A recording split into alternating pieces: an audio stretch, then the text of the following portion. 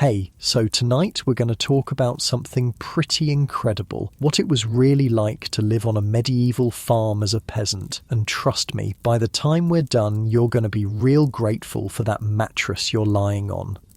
Oh, and if you're enjoying these stories, I'd really appreciate a like or subscribe. Super curious where you're all listening from, so drop a comment with your location and what time it is there. Always blows my mind how people are falling asleep to this all over the world.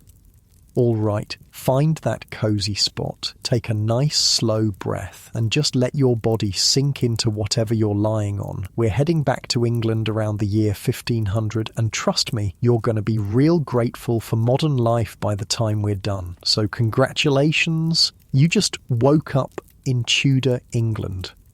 Your eyes open to near darkness. The air is cool and thick with wood smoke that hangs in layers throughout your small single-room house. You're not on a bed, not like anything you'd recognise. You're lying on a straw-filled mattress placed directly on the packed earth floor. The straw pokes through the rough linen casing, scratching at your skin through your simple nightshirt. Your back aches from the uneven surface. Around you, the rest of your family stirs, your father and mother, your 3 siblings, all crowded into this tiny space. The youngest, just 4 years old, snuggles against your mother for warmth. Your older brother is already up, stoking the small fire in the centre of the room. There's no chimney, just a hole in the thatch roof that sometimes works to draw the smoke upward. Most of it just hangs in the air. You've lived with it so long you barely notice anymore. Good news. It's spring in England, so the bitter cold of winter has passed. Bad news. Spring means it's time for the hardest work of the year to begin. Outside, a cockerel crows, announcing the dawn. The sound is joined by the gentle lowing of your family's cow and the snuffling of pigs from the animal pen attached to one end of your house. That's right, in Tudor England your animals often shared your living space, or at least lived right next door. The heat from their bodies helped keep the house warm in winter. The smell? Well, that was just part of life. Up, your father says.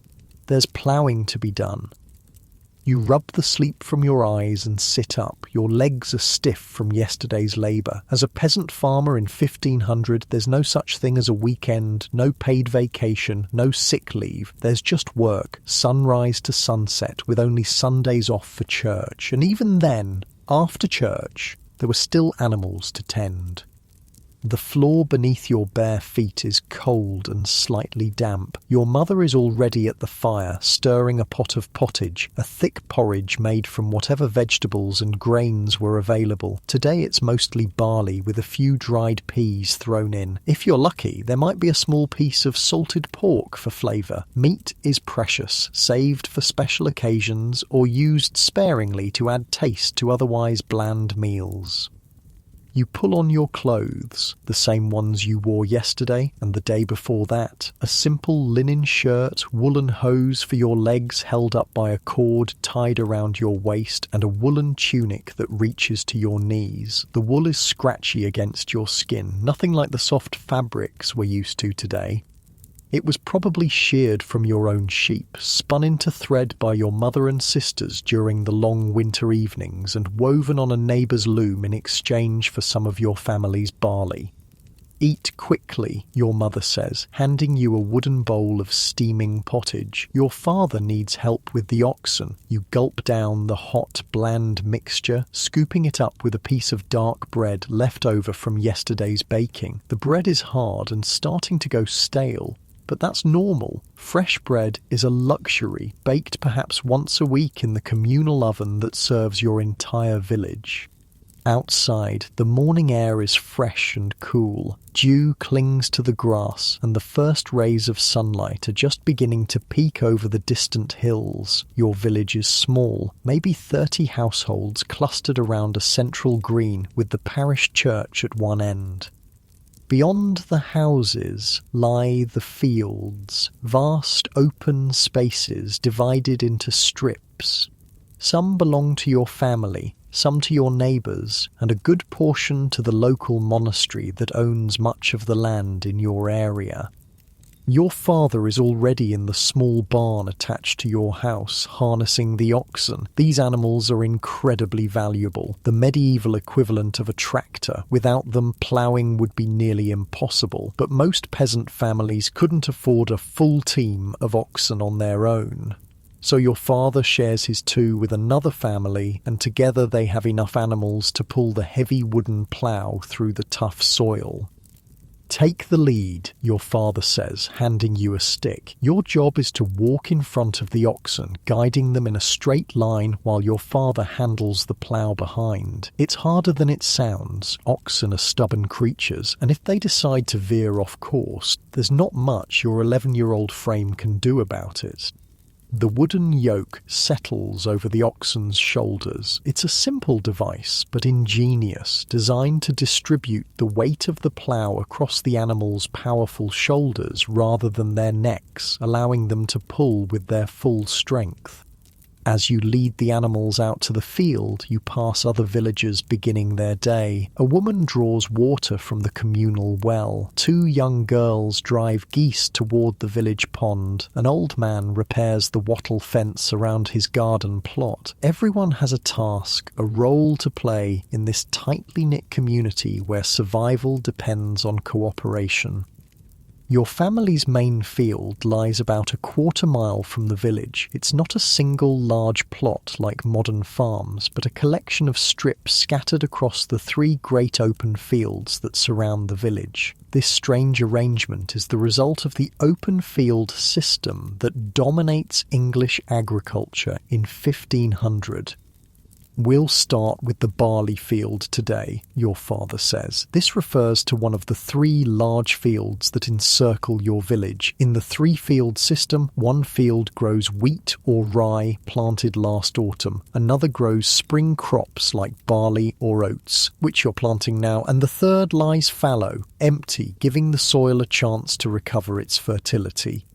You reach your first strip in the spring field. It's long and narrow, about an acre in size, roughly the area that could be ploughed in one day. On either side are the strips belonging to your neighbours. The whole field looks like a giant patchwork quilt with dozens of strips running side by side. Ready? Your father asks, positioning the plough at the edge of the field. You nod, raising your stick to guide the oxen.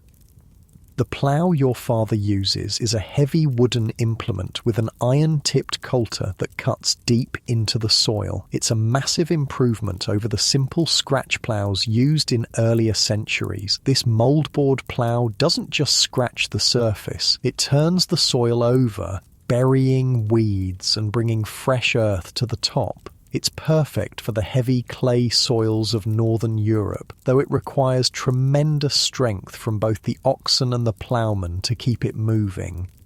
Walk on, your father calls, and you tap the lead ox with your stick. The animals strain against the yoke, muscles rippling under their hides. The plough jerks forward and the real work begins. Ploughing is brutal labour. Your father must use all his strength to keep the plough cutting at the right depth. Too shallow and the weeds won't be properly buried. Too deep and the oxen might not be able to pull it at all. His hands grip the wooden handles tightly, his back bent with the effort.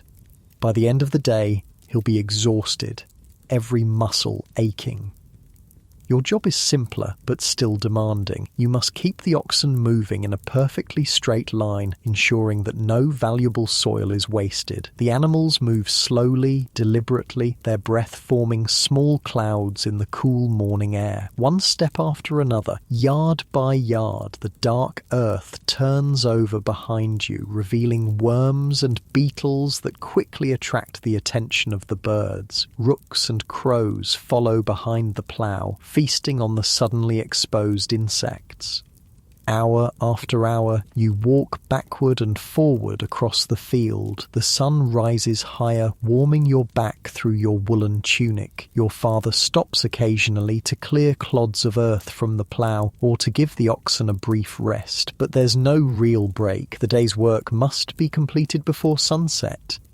Other villagers are working their own strips nearby. A man about your father's age guides a harrow, a wooden frame set with iron teeth that breaks up the clods of earth after ploughing. Two boys, not much older than you, scatter seeds by hand, reaching into bags hung around their necks and casting the precious barley grains in a wide arc. Sowing too thickly wastes seed, too thinly results in a poor harvest. It takes years of practice to get it just right. By midday, your stomach is growling. Your mother appears at the edge of the field, carrying a small bundle wrapped in cloth. It's a simple meal. More bread, a piece of cheese, perhaps an apple saved from last autumn's harvest. You sit in the shade of a hedgerow to eat, grateful for the brief rest. The cheese is sharp and salty, made from your own cow's milk. The bread is dry and must be dipped in a small flask of ale to soften it enough to chew. Yes, ale, even for children. In medieval England, water was often unsafe to drink, potentially contaminated by human and animal waste. Ale, with its alcohol content, was safer. The ale you drink is weak, home brewed by your mother from some of last year's barley crop. It's cloudy and sour. Nothing like modern beer, but it quenches your thirst. The meal is over too quickly, and soon you're back at work. The afternoon stretches endlessly before you, each furrow seeming longer than the last. Your legs ache from walking, your arms from controlling the oxen, but there's no alternative. This work must be done if your family is to eat in the coming year. As the sun begins to sink toward the horizon, you finally reach the end of your family's strip. Your father unhooks the plough, patting the oxen's sweaty flanks in appreciation of their hard work. The animals will need to be fed and watered before they can rest. Their well-being is critical to your family's survival. "Good work today," your father says, offering a rare word of praise. "Tomorrow we'll harrow and sow." The walk back to the village seems twice as long when you're exhausted. The oxen plod slowly, their heads hanging low. Other villagers are also returning home, tools slung over their shoulders, their faces etched with the same tiredness you feel. As you near the village, you hear the church bell ringing. It's not calling people to prayer, but marking the end of the working day, one of the many ways the church gives rhythm to medieval life. The sound is somehow comforting, a reminder that even this long day has an end. Your mother has been busy while you were in the fields. The house smells of herbs and vegetables cooking. She's prepared more pottage for the evening meal, but tonight there's a small piece of bacon added to the pot, a luxury your family can only afford occasionally. Your younger siblings have spent the day helping her with household chores, collecting firewood, tending the vegetable garden that provides much of your family's food, feeding the chickens that give you eggs. Before eating, everyone must wash, not in the modern sense with soap and running water, but by rinsing hands and face with water carried from the village well. Hygiene in medieval times is basic at best. You might have a proper bath a few times a year, usually in summer when the water isn't freezing cold. The rest of the time, you make do with quick rinses of the dirtiest parts of your body. The evening meal is the main one of the day, and the whole family gathers around the small table. Your father says a simple prayer. Religion is deeply woven into every aspect of medieval life. Then everyone digs in, scooping up the hot pottage with wooden spoons or pieces of bread. There's rarely enough to feel truly full, but it's usually sufficient to keep hunger at bay.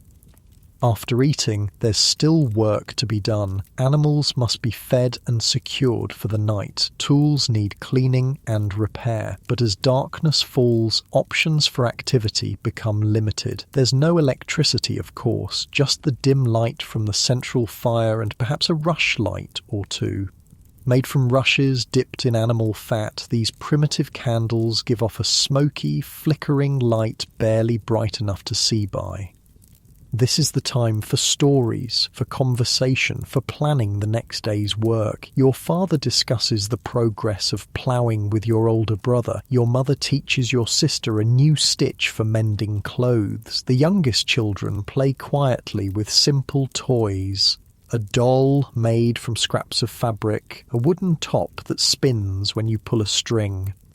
As the evening deepens, weariness overtakes everyone. The day begins at dawn and physical labour fills most waking hours. Sleep comes easily to medieval peasants. Your mother spreads the sleeping pallets on the floor around the central hearth. The fire is banked for the night, dampened so it won't go out completely but won't burn too fiercely either. Starting a new fire from scratch is difficult and time-consuming. It's much easier to keep an existing one going. You settle onto your pallet, pulling a rough woolen blanket over you. Your younger siblings are already asleep, their breathing deep and regular. Outside, an owl hoots, and in the distance, a dog barks. These night sounds are familiar, comforting in their way. Tomorrow will bring more of the same, more ploughing, more harrowing, more sowing. The work of a medieval peasant farmer follows the rhythm of the seasons, an endless cycle of planting and harvesting, of struggle and, with luck, modest reward. It's a hard life by modern standards, filled with physical discomfort and constant labour, but it's also deeply connected to the natural world, to the community around you, to the turning of the seasons. As sleep begins to claim you, you shift slightly, finding that perfect spot as the weight of the day settles into your muscles. Your breathing naturally slows, in and out. The smoky air of the cottage fills your lungs as you drift deeper into comfort, and the image of those freshly ploughed furrows stays with you. Dark earth turned over to receive the seed that will, with hard work and good fortune, become the bread that sustains your family through another year. The next morning arrives all too quickly. The first pale light of dawn filters through the gaps in your cottage walls. No need for alarm clocks in Tudor England. The roosters handle that job just fine. Your body aches from yesterday's labour, but there's no time to lie in. The growing season waits for no one. Your father is already up, stoking the fire that's been carefully smouldering all night. Letting it go out completely would be a disaster. Striking a new flame with flint and steel is time-consuming and tricky. Better to keep a fire alive continuously, banking it down at night so it doesn't consume too much precious fuel. The monastery's steward will be making his rounds today, your father mentions as he chews a crust of yesterday's bread. This news puts a slight tension in the air. Your family doesn't own this land. Almost nobody in the village does. Most of you are tenants of the local Benedictine monastery, which owns vast tracts of land throughout the region. Being a tenant in Tudor England means owing both rent and service. Your family pays partly in coin, partly in produce from your farm, and partly in labour, working directly on the monastery's own lands for a certain number of days each year. It's a complex relationship, neither entirely free nor entirely bound. The monastery provides protection, access to its mill for grinding grain, and sometimes assistance in hard times. In return, you provide a significant portion of what you produce. The steward is the monastery's representative, the man who collects the rents, inspects the fields, and makes sure the tenants are maintaining their properties properly. He's not a monk himself, but a layman employed to handle the worldly affairs of the abbey. He can be fair or harsh, depending on his character and the policies of his employers. Make sure the barley strips look well tended, your mother advises, handing you a small bowl of pottage for breakfast, and the sheep need to be moved to fresh pasture. The sheep, they're the most valuable animals your family owns. Their wool is like gold in Tudor England, the foundation of the nation's wealth. England produces the finest wool in Europe, and the monasteries are major players in the wool trade. Your small flock of Southdown sheep with their fine fleeces will provide not only wool to sell but also yarn for your family's clothing. After your quick breakfast, you head out with your older brother to move the sheep. They've spent the night in a fold near the house, a simple enclosure of wattle fencing designed to protect them from wolves and thieves. Now they need to be taken to graze on the common pasture land that surrounds the village. Shepherding is actually one of the more pleasant tasks on a medieval farm. While the sheep graze, you have time to sit and rest, perhaps even to daydream a little. Your brother brings a simple wooden flute he's carved himself and practices tunes while watching the flock. Music is one of the few recreations available to peasant families. Simple instruments, folk songs passed down through generations, dances at village festivals. The morning sun climbs higher, warming your face as you sit on a grassy knoll watching the sheep. From here you can see much of the village and its surrounding fields. The strips of land in various stages of cultivation create a patchwork effect across the landscape. Some are freshly ploughed, dark earth exposed to the sun. Others show the first green shoots of winter wheat, planted last autumn and now growing strong. The third field lies fallow, resting this year but still being used for grazing livestock. This three-field system is the backbone of medieval agriculture. By rotating crops and allowing one field to rest each year, farmers maintain the soil's fertility. It's not based on scientific understanding. Nobody in your village knows about nitrogen fixation or soil chemistry, but on generations of observed results. This field grows better wheat if we plant barley in it the year before. That field needs to rest this year because the crops were poor last season. Knowledge passed down, father to son, mother to daughter. In the distance, you spot a figure on horseback approaching the village. Even from here, you can recognize the steward by his distinctive clothing, finer than a peasant's garb, but not as elaborate as a nobleman's. He rides directly to the manor house, a structure somewhat larger and more substantial than the peasant cottages, where he'll meet with the village reeve, a peasant elected to represent the community in dealings with the monastery. We should check the edges of the barley field, your brother suggests, getting to his feet. Make sure no weeds are growing there before the steward inspects it. Managing weeds is a constant battle in medieval farming. Without herbicides, every unwanted plant must be removed by hand. It's tedious, back-breaking work, but necessary. A field overrun with weeds will yield a poor harvest, and your family can't afford that. You leave the sheep grazing under the watchful eye of the village's communal shepherd, an old man who can no longer handle heavier farm work but knows every trick for managing a flock, and head to the barley field. The strips your family ploughed and sowed yesterday are already showing tiny signs of life as the barley seeds begin to germinate in the warm spring soil. Moving slowly along the edges of your strips, you and your brother pull any weeds you find, tossing them into a pile to be burned later or fed to the pigs. Nothing is wasted in a medieval farm economy. Even weeds have their uses. By midday, the sun is high and hot, your back aches from bending, and your stomach reminds you it's time for the midday meal. Most peasant families eat their main meal around noon. When daylight is precious, it makes no sense to wait until evening for your biggest source of energy. You return to the cottage to find your mother tending her garden. This small plot next to your home is her domain, and it provides much of the family's food. Cabbages, onions, garlic and herbs grow in neat rows. Later in the summer, there will be peas and beans. These vegetables, along with the ubiquitous pottage, form the staple diet of your family. Meat appears rarely. Perhaps a chicken on special days, a piece of bacon to flavour the pot, or a rabbit caught in a snare. The steward's with your father in the barley field, your mother tells you. Take this to them. She hands you a small wooden flask of ale and a bundle containing bread and cheese.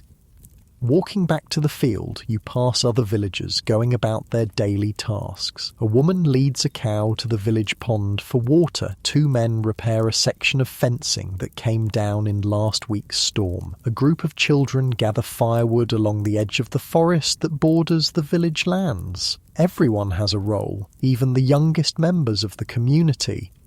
You spot your father and the steward walking slowly along the edge of the field, deep in conversation. The steward gestures toward the newly sown barley strips, then points to something in a leather-bound book he carries, perhaps recording the amount of seed sown or the expected yield.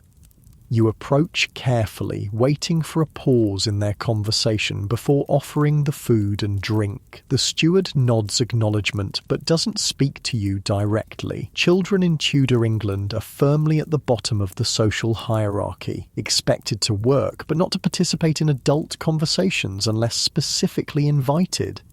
3 more days of labour owed at the Abbey's home farm next week, your father says, once the steward has moved on to inspect another family's strips. They're clearing new land for planting. This is part of your family's rent, providing labour directly to the monastery when needed.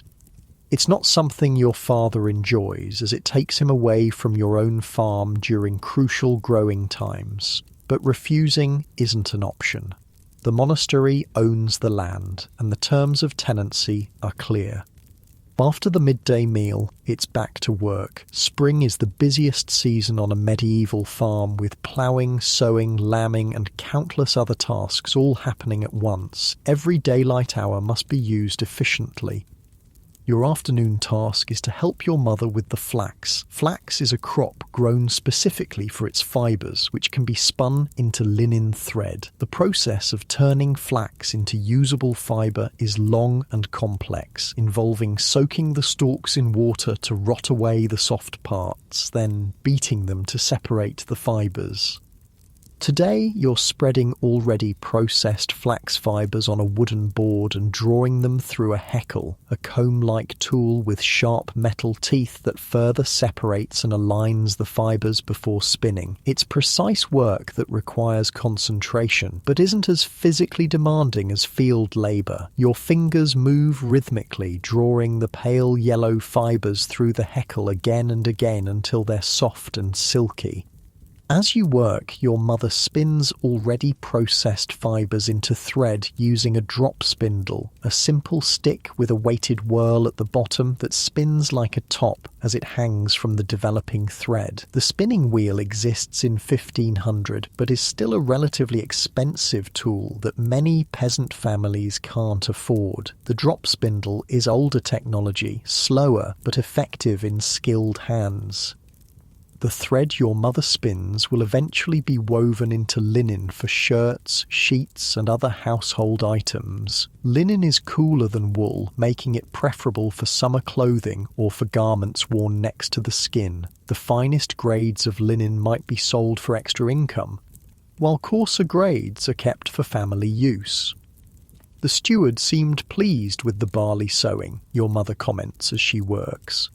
Perhaps we'll have a good harvest this year. A good harvest means survival. A poor one means hunger. It's as simple as that in the precarious economy of a medieval farm. One bad season can wipe out the small surplus a family might have built up over years of careful management. 2 bad seasons in a row can mean starvation. Father says we owe 3 days at the Abbey's home farm next week, you tell her. She nods, her face showing no reaction. This is simply the reality of your lives, the obligations that come with tenancy. We'll need to work harder here to make up for it, is all she says. By late afternoon, your arms ache from the repetitive motion of heckling flax. Your mother sets aside her spindle and begins preparations for the evening meal. The pot hanging over the central hearth needs attention, more vegetables added, the fire built up to bring it to a simmer. Your younger siblings return from their day's tasks, gathering firewood, helping to tend the community's geese, running errands for neighbours. Each has contributed in their own way to the family's survival. In a medieval peasant household, everyone works from the time they can walk until the day they die. Childhood, as a protected time of play and education, is a luxury that won't exist for centuries. As the sun begins to sink toward the horizon, your father and older brother return from the fields. They've spent the afternoon continuing the ploughing, working on another of your family's scattered strips. Their faces are weathered from constant exposure to the elements, their hands calloused from years of gripping tools. They move with the slow, deliberate gait of men who have pushed their bodies to the limit of endurance day after day. The evening meal is similar to breakfast and lunch. More pottage, more bread. But tonight there's a surprise. Your youngest sister proudly produces a handful of wild strawberries she found growing at the edge of the forest. They're tiny compared to modern cultivated varieties, but intensely flavourful. Divided among the family members, each person gets just 2 or 3 berries, a rare sweet treat in a diet dominated by grains and vegetables. After eating, your father checks his tools by the fading daylight. The iron tip of the plough needs attention, a slight bend that must be straightened by the village blacksmith. Iron tools are precious in medieval England, representing a significant investment for a peasant family. They're passed down through generations, repaired rather than replaced whenever possible. Your mother sorts through dried herbs hanging from the rafters, selecting those needed for tomorrow's cooking and for treating minor ailments. In a world without professional medical care for ordinary people, knowledge of medicinal herbs is essential. A fever, a cut that becomes infected, a winter cough, all must be treated with remedies prepared at home. As darkness falls, the family gathers around the hearth. The day's work is mostly done, though there are always small tasks that can be accomplished by firelight, mending clothes, carving wooden implements, preparing vegetables for tomorrow's meals. Conversation flows, focusing mainly on practical matters, the condition of the fields, the health of the livestock, plans for tomorrow's labour. Your father mentions that the nearby market town will have a fair in 2 weeks' time. This is exciting news, a chance to sell some of your family's produce, perhaps to buy items you can't produce yourselves, and to enjoy the rare entertainments that travelling performers bring to such events. For a peasant family whose lives are ordinarily confined to the village and its immediate surroundings, a trip to the market town is a significant outing. As the evening progresses, your eyelids grow heavy. The physical labour of the day has exhausted you completely. Your mother spreads the sleeping pallets around the hearth, and one by one, family members settle down for the night. There's no privacy in a medieval peasant home. Everyone sleeps in the same space, parents and children together. The fire is banked once more, and darkness envelops the cottage, broken only by the faint red glow of the embers. Outside, an owl hoots, hunting mice in the fields. The distant barking of dogs gradually fades as the village settles into sleep. Tomorrow will bring more of the same, more ploughing, more sowing, more endless labour to coax food from the soil. But for now, there's rest. Your muscles gradually release their tension as you lie on your simple pallet. The straw crackles slightly as you shift position, finding that perfect spot where your body can truly relax. The smoky scent of the cottage, so sharp to modern noses, is simply home to you, familiar and comforting.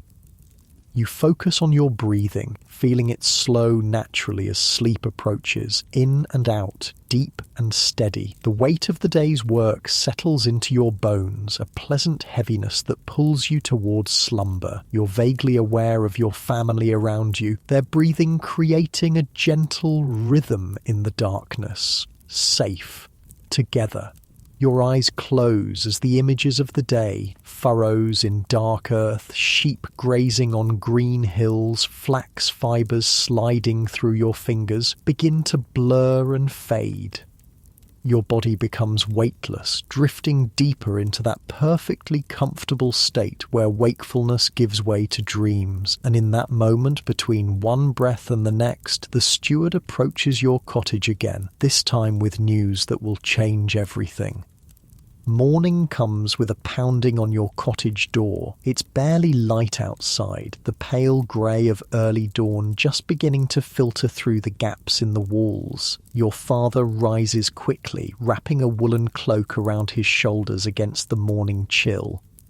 The steward stands at the door, his face serious in the dim light. The abbot requires additional labour at the monastery's home farm, he announces without preamble. 3 men from each household for the next 5 days. The north field is being expanded. Your father nods, his face carefully blank. This is unwelcome news, 5 days away from your own fields during the crucial spring planting season could spell disaster for your family's harvest. But refusing isn't an option. The labour service is part of your tenancy agreement, and the monastery has the right to call upon it as needed. My son and I will come, your father says, but that's only 2. The steward's eyes scan the interior of your cottage, landing on your older brother who's now sitting up on his sleeping pallet. He looks strong enough, the steward says with a nod. 3 men at the abbey gates by prime. With that, he turns and strides away to deliver the same message to the next household. Prime, the first canonical hour of the day, around 6 a.m. The church bells mark the hours in medieval England, dividing the day into segments for prayer that everyone uses as time references, whether they're monks or farmers. Your mother is already up, stirring the embers of last night's fire back to life. Her face is worried as she prepares a hasty breakfast. 5 days of labour for the monastery means 5 days when your own land lies untended. The timing couldn't be worse. Spring planting can't wait. We'll manage, she says, though her voice lacks conviction. The girls and I will continue with the barley sowing, and perhaps we can hire Thomas's boy to help with the ploughing. Thomas is a neighbour whose oldest son sometimes works for other families for a small payment, usually in food rather than coin, which is scarce in the village economy. Your father eats quickly, his movements brusque with barely suppressed frustration. He knows better than to complain openly about the monastery's demands. Such talk could reach the wrong ears and create problems for your family, but the unfairness of the situation is clear to everyone. The monastery, with its dozens of lay servants and extensive lands, chooses the most critical time in the farming year to pull men away from their own fields. Take extra bread, your mother says, wrapping dark loaves in a cloth. The abbey may feed you at midday, but it won't be enough for men working from dawn till dusk. By the time the sun properly rises, you, your father, and your older brother are walking the 2 miles to the monastery's home farm, the large agricultural estate attached directly to the abbey, where the monks produce food for their own consumption and for sale. It's worked primarily by hired labourers and lay brothers, men who have joined the monastic community but haven't taken full religious vows. But when major projects are undertaken, the monastery calls upon the labour service owed by its tenants. You're not alone on the road. From every direction, men and boys are converging on the abbey, 3 from each household, just as the steward demanded. There's little conversation as you walk. Everyone understands what this labour service means for their own farms and families. The shared burden creates a grim solidarity.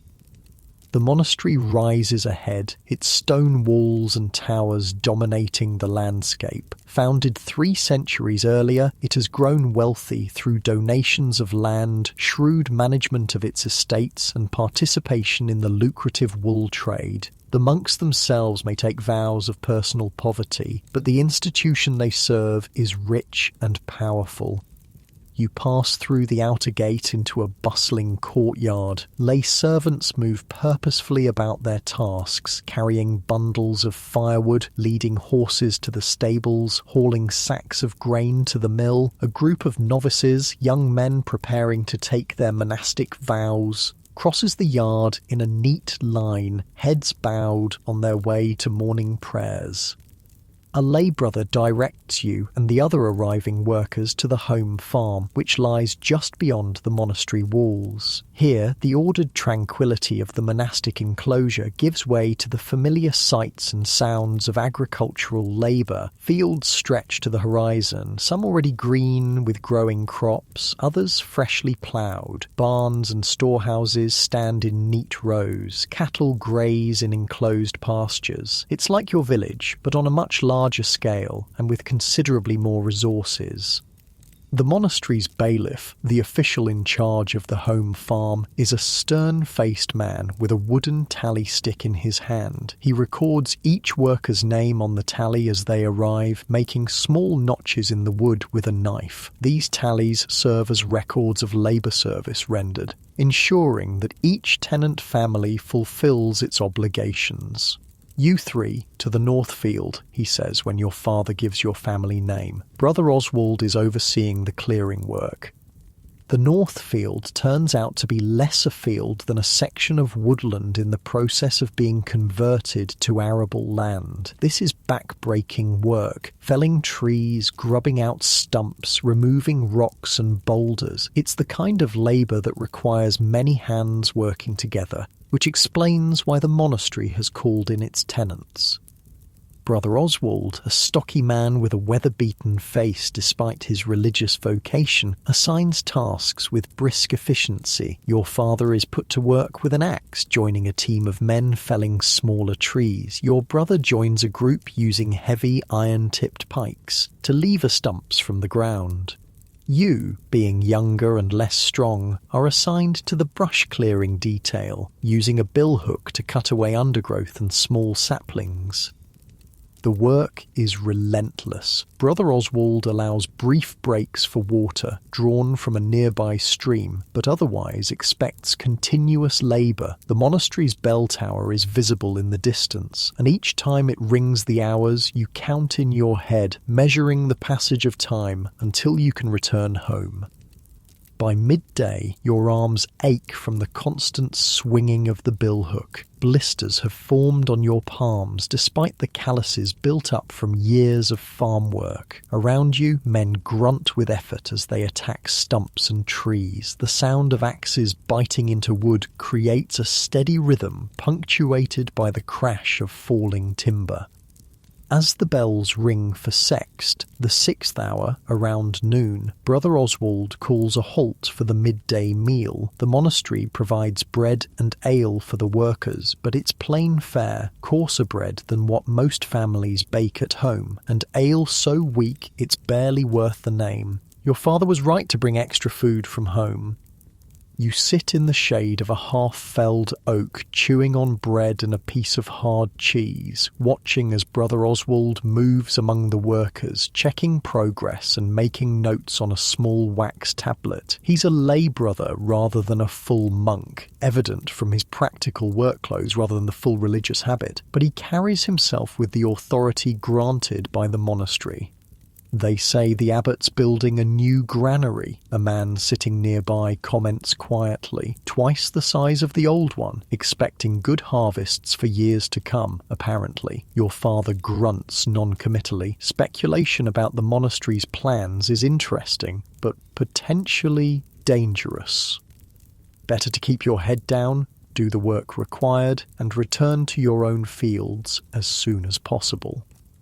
The afternoon brings more of the same. Cutting, clearing, hauling. The cleared area gradually expands as dozens of men labour together. It's impressive how quickly the landscape changes under the assault of so many hands, but you can't help wondering how many family fields are lying untended while this work progresses. As the sun begins to sink toward the horizon, Brother Oswald finally calls a halt. Return at prime tomorrow, he instructs. The work continues. The walk home seems twice as long when your body aches from head to toe. Your father and brother move with the same stiff-legged gait as you, muscles protesting after a day of unusual labour. Clearing woodland requires different movements, different strengths than the familiar work of ploughing and sowing. You arrive home to find your mother and sisters still in the fields. They've managed to sow another strip of barley, working with hand tools since they lack the strength to handle the plough and oxen alone. It's slow work, and their progress is modest compared to what could have been accomplished with the men present, but it's something. "How bad is it?" your father asks, surveying their work. "We'll manage," your mother repeats, though the worry lines around her eyes have deepened. "Thomas's boy is coming tomorrow to help with the ploughing. I've promised him a cheese and some of this year's honey harvest."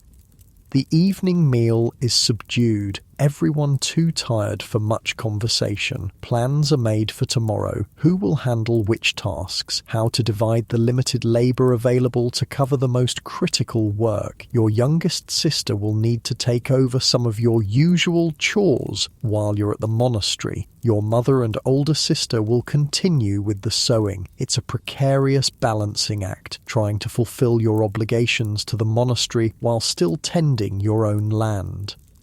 Sleep comes quickly that night, your exhausted body surrendering to unconsciousness almost as soon as you lie down. The next day brings a repeat of the first, the long walk to the monastery at dawn, the relentless labour of clearing land, the weary return at dusk, and the next day, and the next.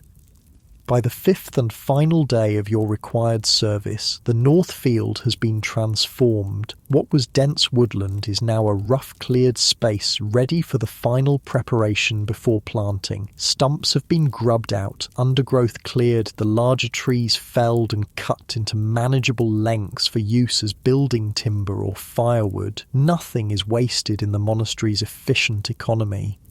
Brother Oswald seems satisfied with the progress. "The abbot will be pleased," he tells the assembled workers as he dismisses them for the last time. "Your service is complete for now." For now, the words hang in the air, a reminder that the monastery can call upon your labour again whenever it chooses. But at least this particular obligation has been fulfilled, and you can return full-time to your own farm.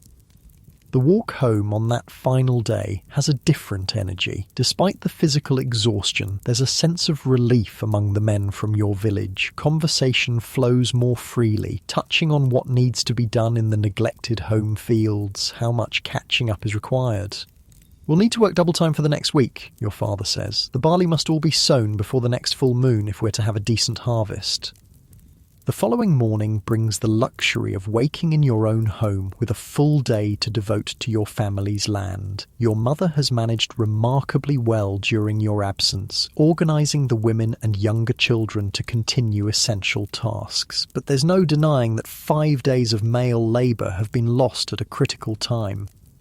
Your father hitches the oxen to the plough with a renewed sense of urgency. There's no time to waste. The weather is favourable now, but spring in England is notoriously changeable. Rain could delay planting further, and every day counts when growing seasons are short. For the next week, you work from first light until you can no longer see the ground in front of you. The entire family functions as a single unit, each person taking on whatever tasks they can handle. Your younger siblings help with weeding and carrying seed. Your mother and sister sow in the furrows your father creates with the plough. Your older brother harrows the sown fields to cover the precious seed. You move between tasks as needed, filling in wherever an extra pair of hands can speed the work. The three-field system that shapes medieval agriculture means that your family's land is scattered across the village fields. Some strips lie fallow this year, resting to regain fertility. Others contain winter wheat, planted last autumn and now growing strongly. The remaining strips must be sown with spring crops, primarily barley, but also peas, beans and oats. Each crop has its own requirements, its own timing, its own techniques for planting and tending. By the end of the week, you've nearly caught up to where you should be in the agricultural calendar. The barley is sown, the peas are in the ground, and preparations are underway for planting vegetables in the small garden plot beside your cottage. The rhythm of farm life has been disrupted by the monastery's demands, but not fatally so. On Sunday, work pauses for church. Even in the busiest farming seasons, the Sabbath must be observed. The entire village gathers in the small parish church where the priest, himself paid by the monastery, leads the Latin Mass. Few peasants understand the words, but the rituals are familiar and comforting, marking the passage of weeks and seasons. After church, there's a rare opportunity for the community to gather without labour. Men discuss the condition of the fields and the prospects for harvest. Women exchange news and advice on household matters. Children play simple games in the churchyard. For a few hours, the relentless pressure of agricultural work eases, allowing for human connection beyond the immediate family. Your father speaks with other village men about the monastery's demands and the impact on their own farms. The conversation is careful, subdued. Open criticism of the monastery could lead to trouble, but there's a shared understanding of the challenges, a mutual sympathy for the precarious position you all occupy as tenant farmers. Martin's family is struggling, one man mentions quietly. His wife fell ill while he was at the north field clearing. The barley's barely half sown. Your father nods thoughtfully. We could spare a day this week. Between us all, we might get his strips planted. This is how medieval village communities survive, through mutual support when individual families face crisis. Next month or next year, it might be your family needing help, and the obligation would be repaid. It's an informal system of insurance against disaster in a world where formal safety nets don't exist. As the brief respite of Sunday afternoon draws to a close, you find yourself sitting on the grassy bank beside the village pond, watching ducks paddle across the surface. The sun is warm on your face, the first real hint of summer approaching. For a moment, you can almost forget the constant labour, the precarious existence, the subordination to the monastery's demands. Your younger sister finds you there and sits beside you, her small hand slipping into yours. Mother says it's time to check the beehives, she says, after a moment of companionable silence. The family's 3 beehives, woven from straw into dome shapes and plastered with mud for weatherproofing, stand at the edge of your garden plot. Honey is precious in medieval England, the main sweetener available to ordinary people and an important ingredient in medicines and preserves. Checking the hives is a skilled task that your mother has been teaching you over the past year. You stand, stretching muscles that still ache from the woodland clearing work, and follow your sister back toward the cottage. As you walk, you notice the steward again, riding slowly through the village, making notes on his wax tablet as he inspects the progress of planting. His gaze falls on your family's strips in the common fields, assessing, evaluating. The monastery's oversight is constant, a reminder of who truly controls the land you farm. Your mother is waiting by the beehives, a smoker, a simple clay pot containing smouldering herbs in her hand. The smoke will calm the bees, making it safer to check the hives. She hands you a loose woven fabric to drape over your head and shoulders as protection against stings. Gently now, she instructs as you carefully lift the top from the first hive. Listen to their tone. If it rises, they're agitated. If it remains steady, they're accepting our presence. The low hum of the bees continues at an even pitch as you peer into the hive. Inside, the colony is a marvel of organisation and industry. Thousands of bees move with purpose among the combs they've built, storing honey, tending larvae, serving their queen. It's a complex society, hidden within a simple straw container, a world most people never see or understand. They've made it through the winter well, your mother observes, carefully examining the combs. We should have a good honey harvest this summer if the weather holds fair. A good honey harvest means sweetness in your pottage, medicine for winter coughs, perhaps even a small surplus to sell at market for precious coins. It's one more element in the complex equation of survival on a medieval farm. As you replace the hive cover, your muscles finally start to relax after days of tension. The warm spring air carries the scent of apple blossoms from the small orchard beyond the village. Bees buzz lazily around you, returning to their hive laden with pollen from early flowers. For a moment, there's a perfect stillness, a rare pause in the constant motion of farm life.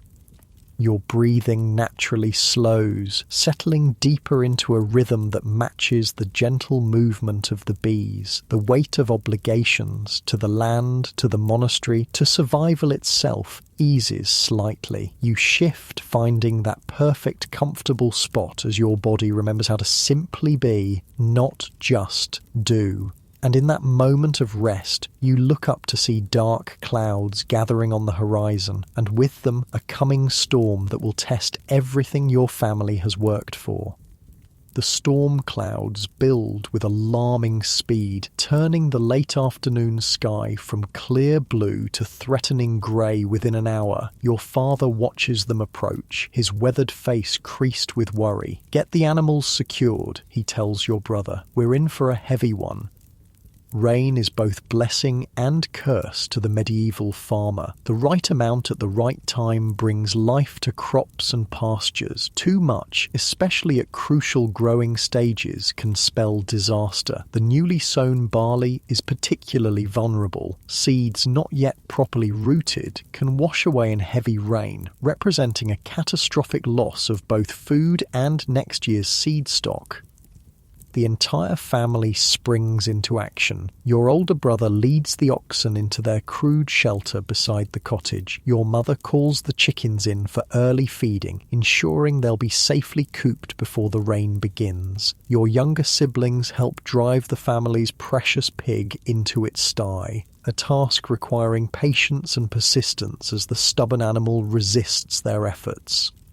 You help your father hastily dig small drainage channels at the edges of your garden plot, hoping to direct the coming deluge away from the tender young plants. It's a desperate measure, but better than doing nothing. The air grows still and heavy as the storm approaches. Birds fall silent, seeking shelter in the trees surrounding the village. The quality of light changes, casting an eerie yellowish glow across the landscape. In the distance, you hear the first low rumble of thunder. Inside, all of you, your father orders as fat raindrops begin to fall, slowly at first, then with increasing intensity. There's nothing more to be done now. The crops are at the mercy of the elements. All you can do is wait and hope.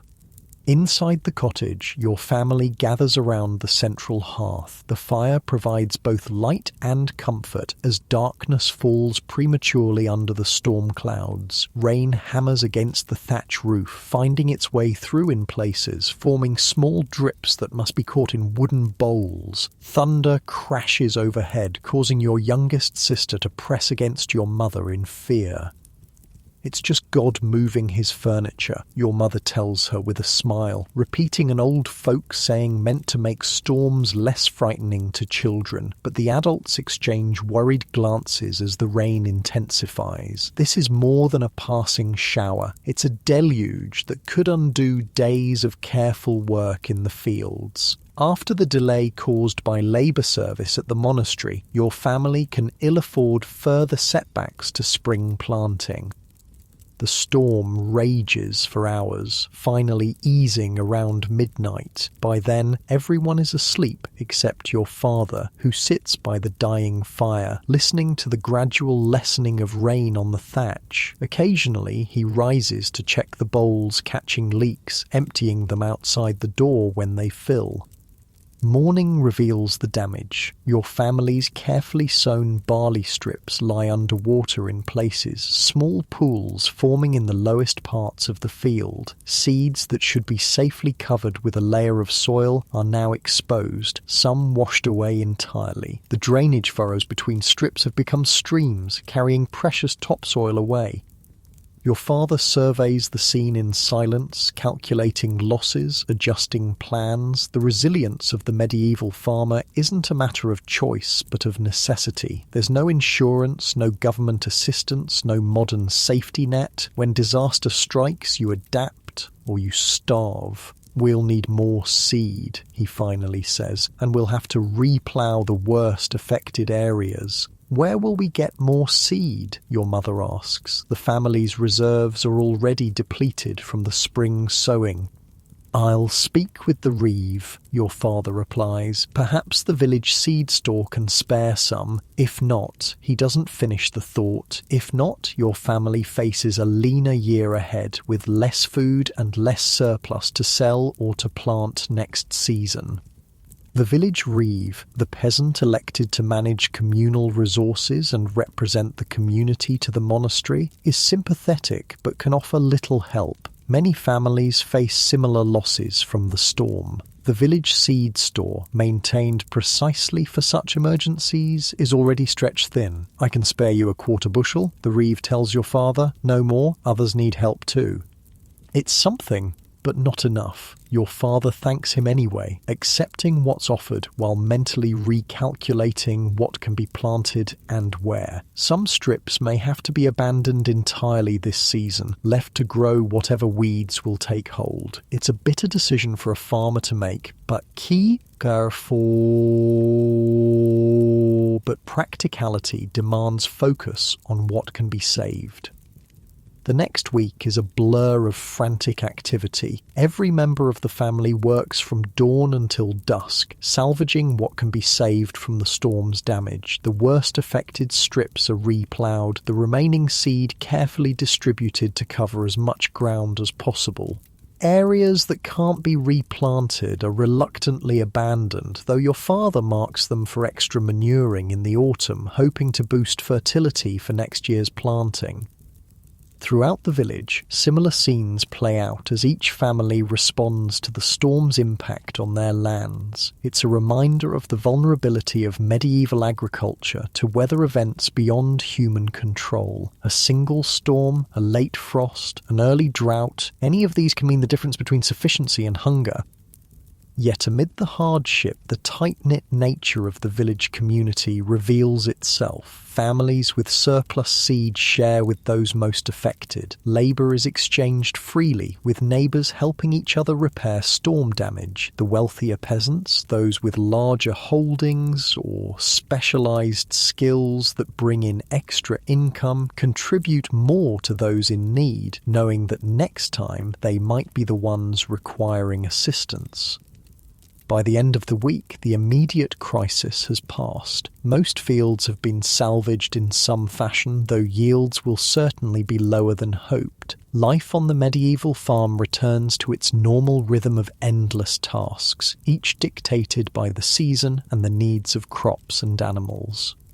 As May progresses, the days grow longer and warmer. The winter-sown wheat in your family's strips is growing strongly now, the tender green shoots transforming into sturdier stalks. The salvaged barley is also establishing itself, though the stands are thinner than they should be. In the small garden beside your cottage, vegetables are thriving under your mother's careful tending. Cabbages, onions, leeks and peas that will diversify your family's diet through summer and autumn.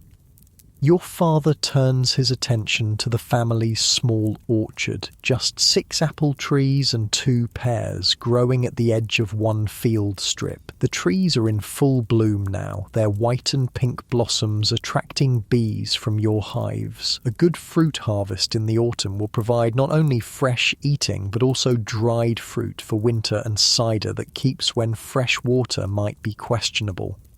"The blossom's heavy this year," he observes, examining the trees. "If the weather holds fair, we should have a good crop." These small compensations, a promising fruit blossom, healthy vegetable seedlings, thriving beehives, help balance the disappointment of the storm-damaged grain fields. Medieval farming is always a calculation of gains and losses, a constant adjustment to conditions beyond control.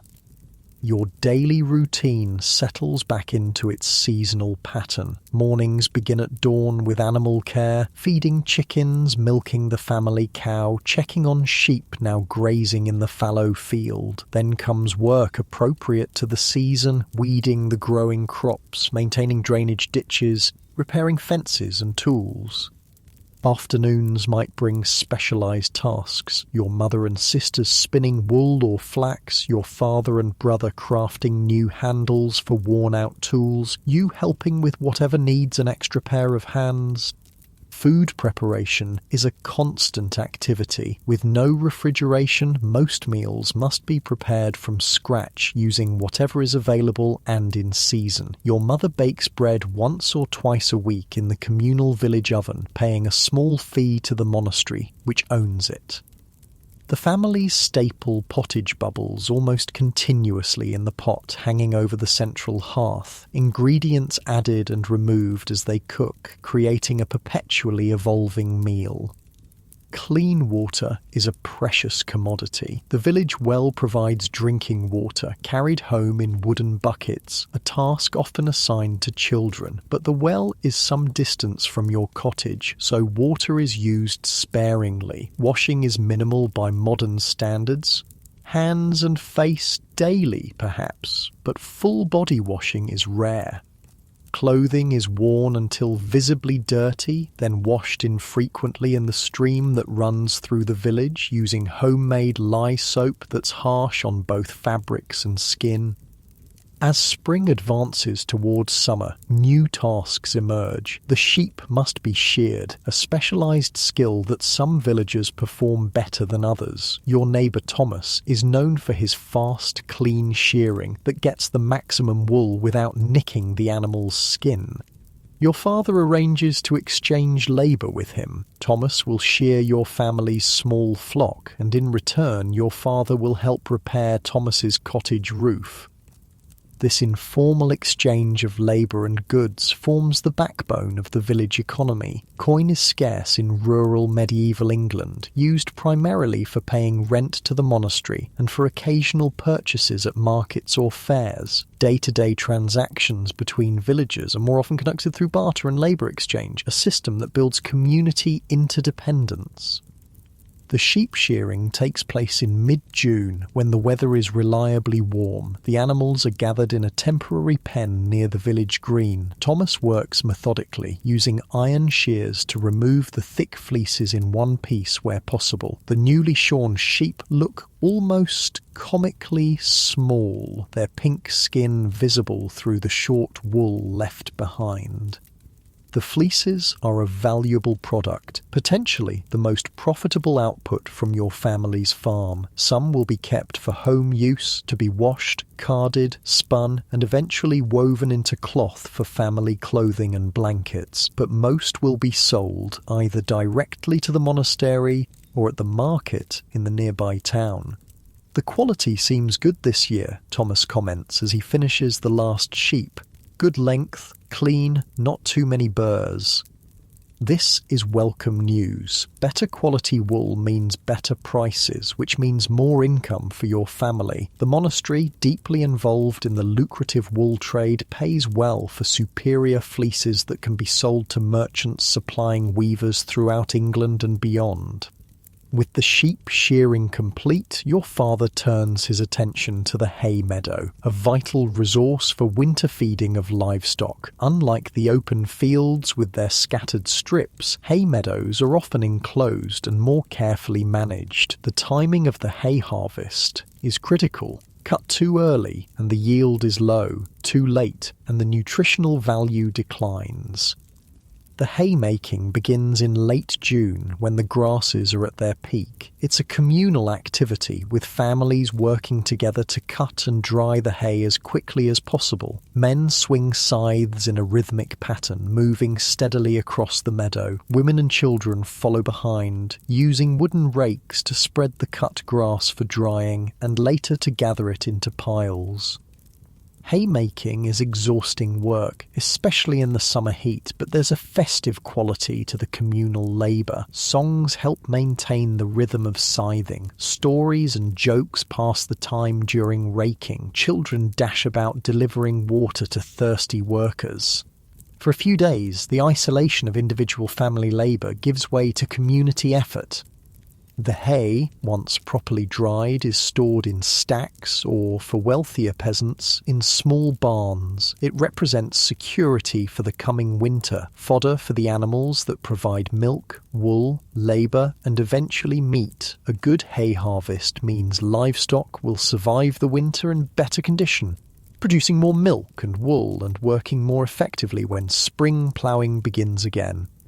Throughout these seasonal activities, the monastery maintains its oversight of village affairs. The steward makes regular visits, inspecting fields, recording progress, ensuring that tenants are maintaining their properties adequately. Rents must be paid, usually quarterly in a combination of cash, produce, and labour service. The relationship between monastery and tenants is fundamentally unequal, but it's also symbiotic. Each needs the other to prosper.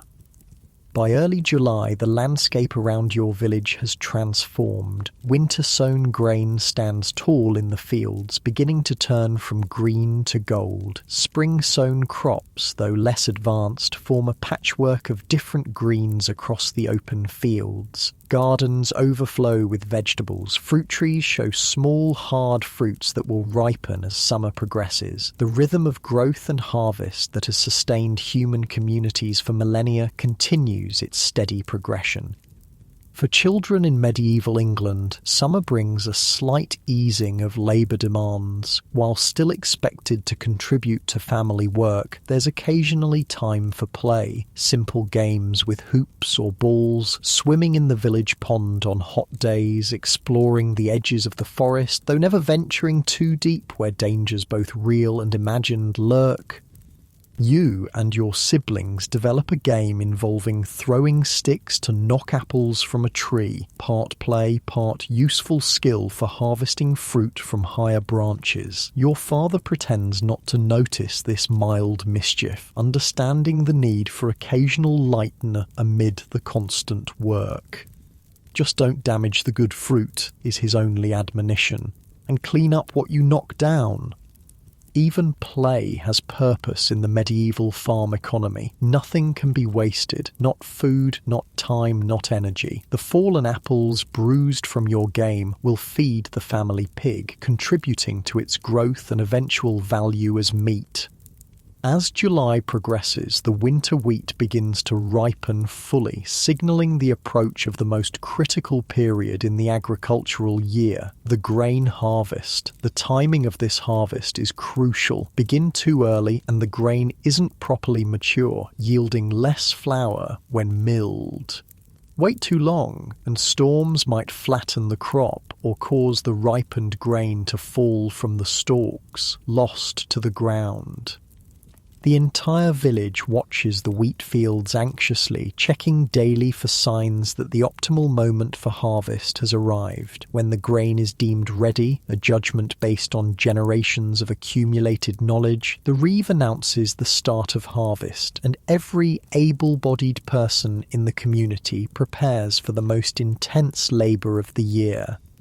Harvesting tools are prepared, sickles sharpened on whetstones, wooden rakes mended, flails checked for soundness. These tools, simple by modern standards but effective in skilled hands, represent significant investments for peasant families. An iron sickle might be passed down through generations, its handle replaced many times while the precious metal blade endures. The monastery, recognizing the critical importance of a successful harvest to its own income, relaxes some of its regular demands during this period. Labor service is temporarily suspended, allowing tenants to focus entirely on gathering the crop. The parish priest even adjusts the timing of services, holding them very early in the morning or late in the evening so as not to interrupt the day's work. The evening before harvest begins, your family gathers around the hearth for a simple ritual. Your father places his sickle beside the fire, not close enough to damage the wooden handle, but near enough for the metal to warm slightly. Your mother sprinkles a few grains from last year's seed stock into the flames, murmuring a traditional prayer for abundance. It's a practice that blends Christian faith with older customs, seeking divine blessing on the crucial work ahead. As you prepare for sleep that night, your body is already anticipating the demands of tomorrow. Harvest is the ultimate test of endurance for the medieval farmer. Days of constant bending, cutting, gathering, binding from dawn until dusk, with only brief breaks for food and water. Children as young as 7 or 8 participate according to their abilities, everyone understanding that their winter survival depends on gathering every possible grain. You stretch out on your sleeping pallet, feeling the familiar scratch of the straw-filled mattress against your skin. The summer night is warm, requiring only a thin linen sheet for covering. Around you, your family settles into sleep, conserving energy for the challenges ahead. Outside, a gentle breeze rustles through the ripened wheat, creating a soft, whispering sound. An owl calls from the direction of the forest, its haunting cry floating through the darkness. These night sounds are the soundtrack of rural medieval life, unchanging through generations. You shift a bit, finding that perfect spot as your muscles release the day's tension. Your breathing naturally slows, settling into a rhythm that matches the quiet ebb and flow of the night air through the cottage. Getting comfortable?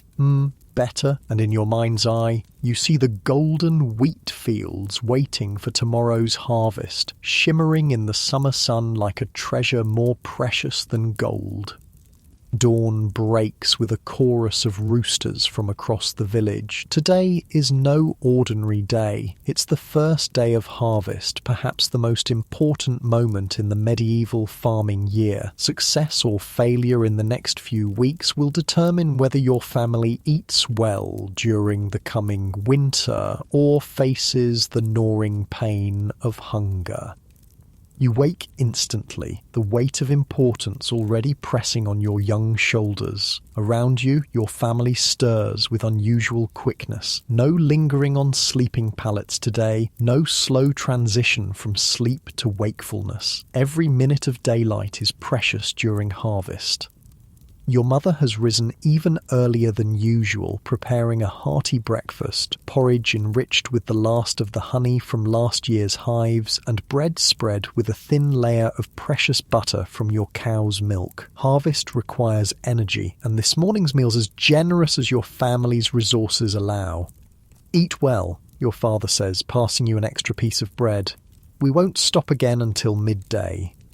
Outside, the village is already alive with activity despite the early hour. Families gather their harvesting tools, sickles for cutting the grain, wooden rakes for gathering it, baskets and sheets for carrying. Children run errands, bringing water to those heading to the fields, checking that animals are secured for the day. The collective energy is focused entirely on the enormous task ahead. The reeve moves from house to house, organising the harvest according to long-established custom. Each family will first harvest their own strips in the common fields, but once that's complete, all will work together to bring in the portion of the crop that belongs to the monastery as rent. This arrangement ensures that no family's harvest is neglected while they work on the monastery's lands. "Weather looks fair," the reeve comments as he reaches your cottage. "If it holds, we might finish the wheat in 5 days. 5 days of intense labour from dawn to dusk, every back bent to the task, every hand blistered from gripping tools. But the alternative, rain that flattens the ripened grain or causes it to sprout in the field, is unthinkable." As your family walks to your first wheat strip, the rising sun casts a golden glow across the fields. The wheat stands tall and proud, heavy heads nodding slightly in the gentle morning breeze. It's a beautiful sight, the culmination of months of care and worry, of ploughing and sowing and weeding. Now comes the moment of truth, gathering the precious grain that will become your daily bread. Your father takes position at the edge of the strip, sickle in hand. He grasps a handful of wheat stalks with his left hand and sweeps the sickle with his right, cutting the stalks about halfway up their length. The movement is practiced, efficient, the result of years of experience. Each cut produces a handful of grain-heavy stalks that he lays carefully on the ground behind him.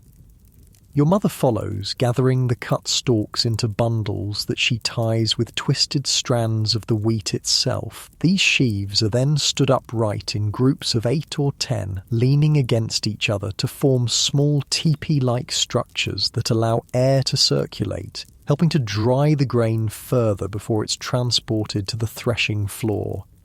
Your job, along with your siblings, is to gather any stalks or fallen grain heads that the adults miss. Nothing can be wasted. Each kernel represents food for the winter ahead or seed for next year's planting. You move carefully through the stubble, sharp eyes scanning for golden heads of grain lying on the ground.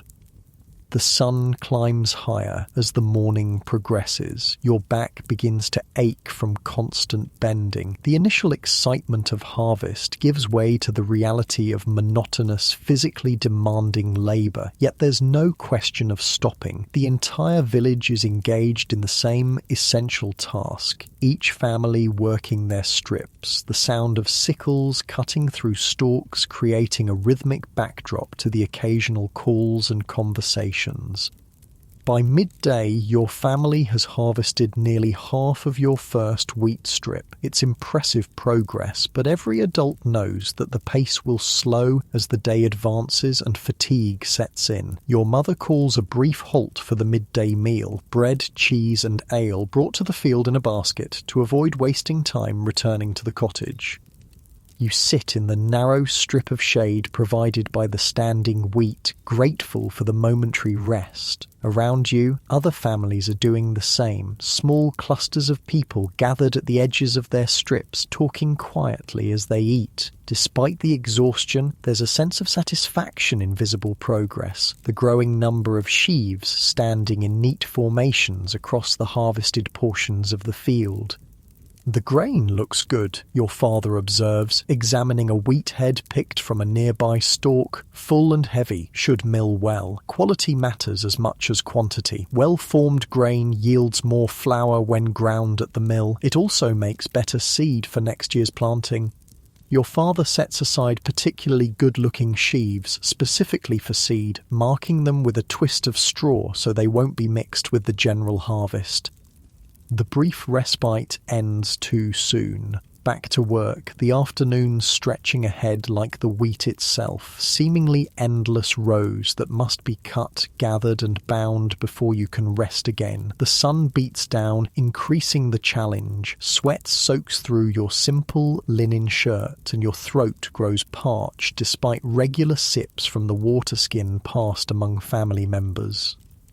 But you keep going, one stalk at a time, one sheaf at a time, 1 hour at a time. This is the reality of medieval harvest, an all-consuming physical ordeal that must be endured because the alternative is unthinkable. No harvest means no food, and no food means suffering or worse in the months ahead. As the sun begins its descent toward the horizon, your father finally calls a halt to the day's work. Your family's first wheat strip is completely harvested, neat rows of sheaves standing where grain waved in the morning breeze. It's a visible accomplishment, a tangible reward for the day's labour. The walk back to the village is slow, everyone's movements stiff from hours of repetitive bending and cutting, yet there's little time to rest. Animals need feeding, the evening meal must be prepared, and tools require cleaning and sharpening for tomorrow's continuation of the harvest. After a simple supper, more pottage, more bread, perhaps with a bit of bacon added to the pot for extra strength, your father sharpens the family's sickles by lamplight. The metal blade must be kept keen for efficient cutting, reducing the effort needed from already tired arms and backs. Sleep comes quickly that night, your body surrendering to exhaustion almost before your head touches the pallet. But dawn will bring another day just like this one, and another after that, until the entire wheat crop is safely harvested. The next few days follow the same pattern, rising at dawn, working until dusk, falling into bed exhausted only to rise and do it all again. Your family moves from one strip to the next, harvesting your scattered holdings across the common fields. The weather remains favourable, warm and dry, ideal for bringing in the grain. By the 5th day, as the reeve predicted, the village has harvested most of its wheat crop. Now comes the next phase, threshing and winnowing to separate the valuable grain from the straw and chaff. This work is less weather dependent than cutting, so it can be spread over a longer period, interspersed with harvesting the later ripening crops like barley and oats. Threshing takes place on a special threshing floor, a flat area of hard-packed earth or sometimes wooden planking where the dried sheaves are laid out. Workers use flails, 2 wooden sticks connected by a short length of leather, to beat the grain heads, knocking the kernels free from their husks.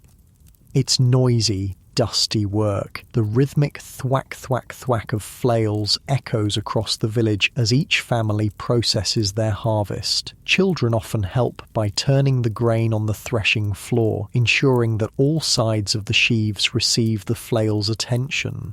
Smaller children might be tasked with keeping chickens away. The birds are attracted to the scattered grain but would make a mess of the carefully organised process.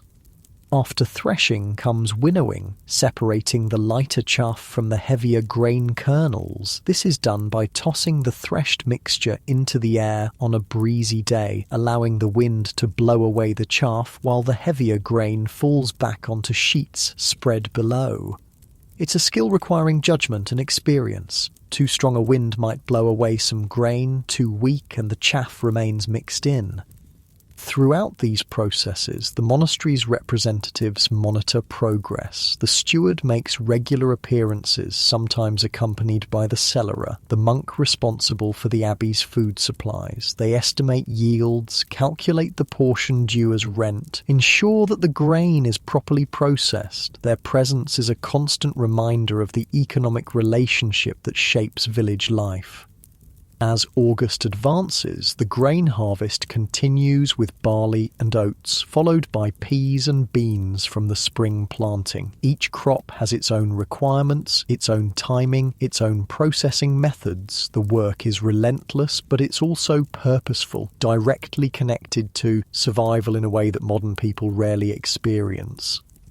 By the end of August, the bulk of the harvest is complete. The fields stand golden stubbled in the late summer sun, a far cry from their lush green appearance just weeks earlier. Now comes the accounting, measuring the grain, setting aside seed for next year, calculating how much remains for food after the monastery's portion is paid. For your family, this year's harvest is adequate but not abundant. The storm damage to the barley crop reduced your overall yield, and the wheat, while good quality, produced slightly less than hoped. You'll have enough to meet your basic needs: flour for daily bread, seed for next planting, some surplus to sell for necessities you can't produce yourselves. But there will be little extra for comforts or emergencies. This is the typical state for most peasant families in medieval England, existing on the edge of sufficiency, vulnerable to any disruption of the agricultural cycle. A single bad harvest can deplete reserves built up over years of careful management. 2 bad harvests in succession can mean genuine hunger. 3 might mean starvation. Yet, despite this precariousness, there's a moment of celebration when the harvest is finally complete. The village holds a harvest feast, not lavish by modern standards, but more generous than everyday fare. Each family contributes something to the communal meal. There's fresh bread made from the new grain, roasted geese, apples from early ripening trees, perhaps even ale brewed with special care for the occasion. The monastery, understanding the importance of maintaining good relations with its tenants, often provides something special. Wine from its cellars, perhaps, or honey cakes prepared by the abbey's bakers. The priest blesses the gathered food and offers prayers of thanksgiving for the completed harvest. This feast marks a brief pause between the intense labour of harvest and the autumn work still to come, ploughing the stubble fields for winter planting, gathering fruit from the orchards, slaughtering surplus livestock that can't be fed through the winter. Medieval farm life offers few true holidays, but harvest completion is one moment when the community allows itself to exhale collectively. As summer transitions to autumn, the rhythm of farm work shifts. Days grow shorter, limiting the hours available for outdoor labour. The weather becomes more unpredictable, with fog and rain more frequent. The urgency of harvest gives way to the steady pace of preparation for winter. Your family turns attention to the garden plot beside your cottage, harvesting the last vegetables that will be stored for winter use. Some, like cabbages, will be preserved by salting or pickling. Root vegetables might be stored in cool, dry conditions. Herbs are hung to dry from the cottage rafters, providing both flavour for winter meals and remedies for common ailments. The orchard yields its bounty of apples and pears. Some will be eaten fresh, a welcome addition to the otherwise plain diet. Others will be carefully stored in the coolest part of the cottage, laid out so they don't touch each other, checked regularly for any signs of rot. The remainder will be dried in slices, providing a source of natural sweetness during the winter months when fresh fruit is just a memory. This is also the time for gathering wild foods, nuts from the forest edge, berries from hedgerows, mushrooms from damp areas where they flourish in the cooling weather. These foraged items supplement the farm's production, adding variety and nutrients to the winter diet.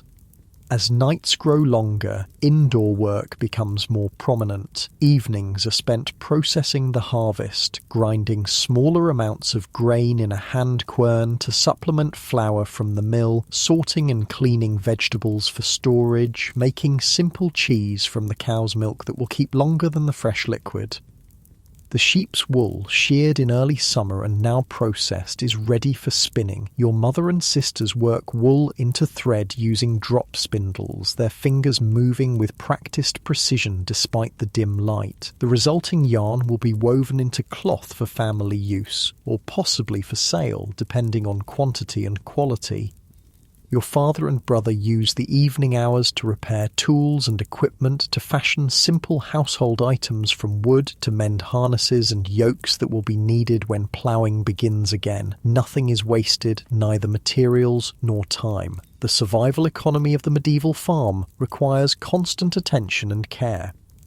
As autumn deepens toward winter, the agricultural year begins to circle back to its beginning. The wheat field, left fallow this past season, is ploughed and planted with grain that will germinate before winter's cold sets in, then lie dormant until spring brings renewed growth. This winter wheat will provide the earliest harvest in the coming year, a crucial head start in the annual race to produce enough food. With the major fieldwork complete, the monastery might again call upon its tenants for labour service, perhaps helping with construction or repair projects at the abbey, working in its extensive gardens, or assisting with processing its much larger harvest. These obligations never entirely disappear, though they're managed to avoid interference with the most critical periods of the agricultural calendar. As winter approaches, the pace of life slows somewhat. Shorter days limit outdoor work. Inclement weather keeps people inside more frequently. The cottage, which felt cramped and confining during summer's heat, now becomes a welcome shelter against cold winds and rain. The fire burns more constantly now, requiring a steady supply of firewood. Gathering and chopping wood becomes a daily task, usually assigned to older children or adults who aren't occupied with more skilled work. The precious store of firewood is protected carefully without it. Surviving winter would be impossible.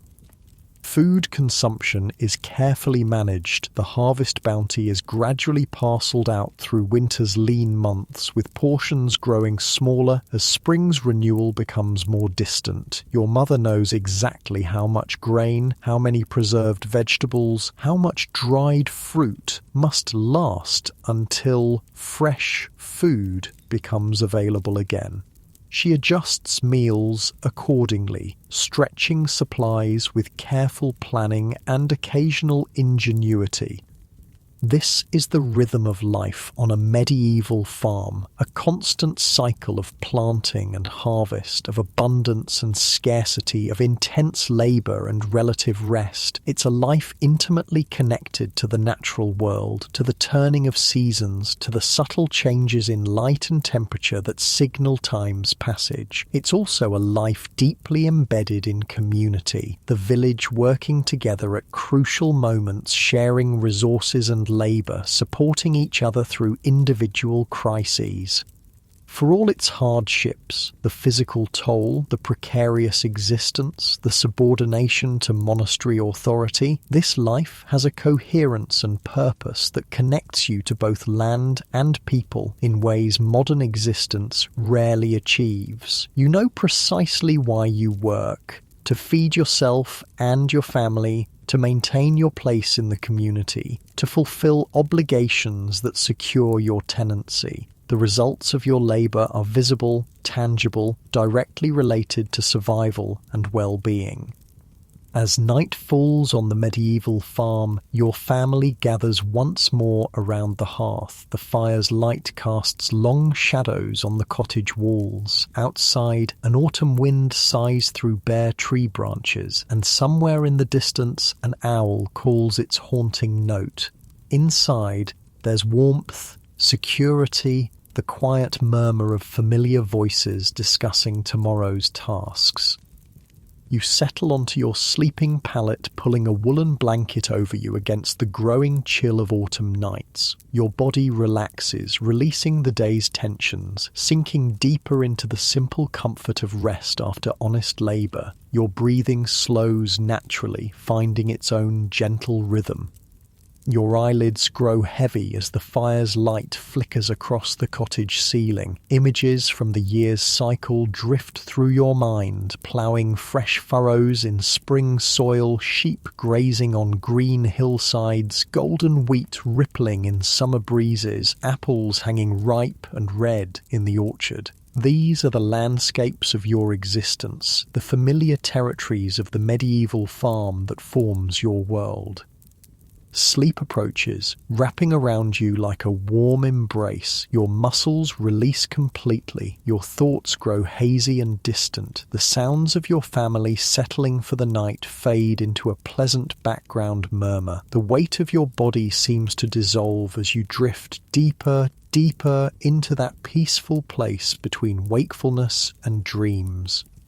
And as you finally surrender to sleep, there's a profound rightness to this simple ending of the day. For all its challenges and hardships, the medieval farm offers a life of direct connection to the earth that provides sustenance, to the community that provides support, to the seasonal rhythms that provide structure and meaning. It's a life far removed from modern comforts, but it holds its own deep satisfactions, its own quiet wisdom about what truly matters in human existence.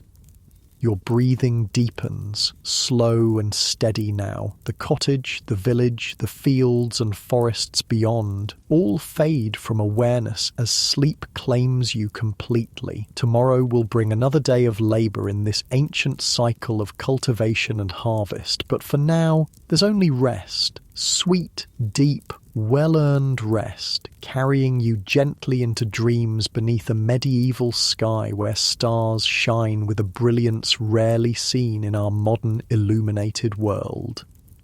Sleep now, rest easy. The day is done, the work complete, the cycle continuing as it has for countless generations before and will for generations to come. This is the true heritage of the medieval farm, not just techniques and tools, but a way of being in the world that acknowledges both its challenges and its gifts, that finds meaning in necessary labour, that builds community through shared purpose.